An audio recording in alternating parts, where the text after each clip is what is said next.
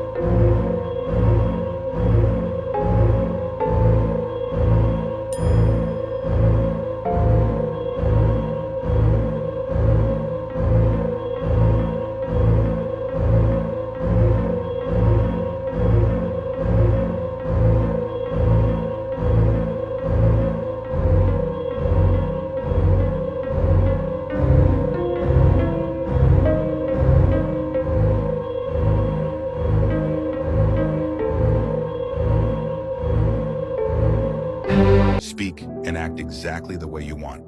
When they fail to meet your expectations, you automatically start criticizing, blaming, or bringing up past mistakes. For example, have you ever found yourself saying, "Why didn't you text me back sooner?" Or, "Why do you always wait until now to think about me?" You just don't care, do you? Even if you mean well, hoping to confirm their feelings, your partner usually sees this as criticism and control.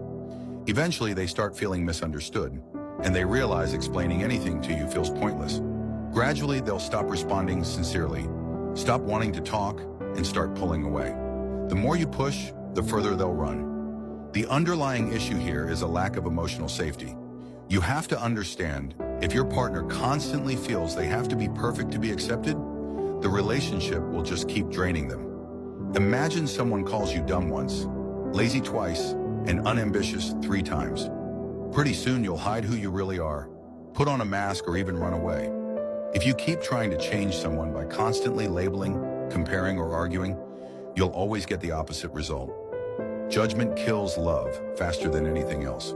Now, the second pattern, growth-oriented interaction, is what actually makes relationships last. This is the opposite of judgmental interaction and is the key to growing closer over time. The core of this approach is putting your partner first, not tasks, events, or your expectations. Instead of asking, "Did you do that right?" you're asking, "Hey, how do you feel about doing that? Are you tired? Do you need me?"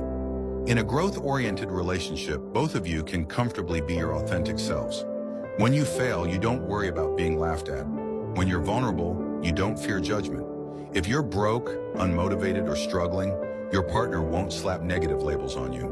Instead, you know your partner is willing to understand, support, and give you strength, instead of saying, "Why are you so useless? Look at other people," or threatening, "If you don't change, I'm leaving." Real intimacy means being able to drop all defenses, show your weakest side, and never worry about being mocked or rejected. Instead, you feel understood, supported, and comforted. That's the kind of relationship that can truly heal someone. What makes you want to stay forever isn't just romance or money. It's being able to feel safe, comfortable, and fully yourself around your partner. Judgmental interactions, however, only create endless fights, defensiveness, and distance, while growth-oriented interactions build trust, emotional connection, and closeness. Emotional conflict is deadly for relationships. Many couples fall apart not because they've stopped loving, but because their love was slowly drained away by emotional conflict. You ask why they're not more proactive, and they accuse you of nagging. You're just hoping they'll change a little, but they think you're controlling. The more you try to explain, the more unreasonable they find you, eventually storming off saying, "You're impossible." You think you're communicating clearly, but they only feel your disapproval. You believe you're improving the relationship, but they're desperate to run away. Soon you start giving each other the silent treatment, drifting further apart, misunderstanding each other even more. The root of emotional conflict is always judgment. If you can't break free from this pattern, constantly attacking to get attention, eventually you'll either break up or become so cold there's nothing left to say. Don't fear relationship problems. What you should fear is being unwilling to adjust your approach. Finally, let me say this. Having a crisis in your relationship isn't the end of the world. It's actually a crucial turning point. It's your relationship telling you clearly, hey, your old approach isn't working. It's time to change. It's like getting a cold. Your body's telling you to rest and hydrate. Relationship problems mean it's time for you two to find a new way to love each other.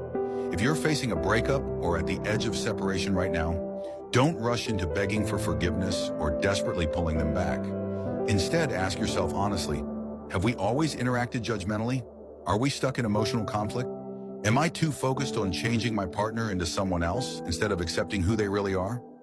Once you understand the root cause and shift your focus from emotional conflict to emotional connection, going from changing them to genuinely understanding and empathizing with them, there's still hope. Even if your partner's pulling away, switching your pattern might be exactly what brings them back. I hope this gives you some clarity and helps you find the small spark of hope still left in your relationship. Got it?